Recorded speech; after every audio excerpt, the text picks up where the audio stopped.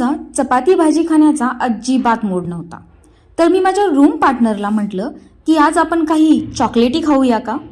तर तिने instant reply केला, ठीक आहे चालेल, आज आपण बनवूया चॉकलेट सँडविच. जे की आमच्याकडे ऑलरेडी ब्रेडही होते, चॉकलेट चिप्सही होते आणि चॉकलेट सिरपही अवेलेबल होता. तर आम्ही स्टार्ट केला चॉकलेट सँडविच बनवायला.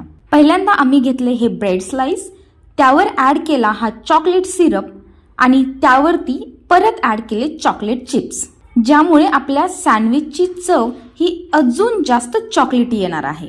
यावरती अजून थोडासा ॲड करूया डार्क चॉकलेट.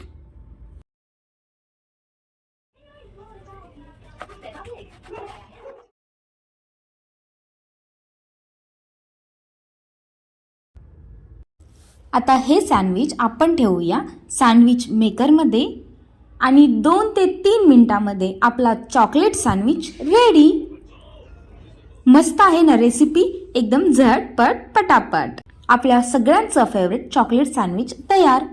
रेसिपी आवडली असल्यास व्हिडिओला नक्की लाईक करा आणि चॅनलला फॉलो करायला विसरू नका.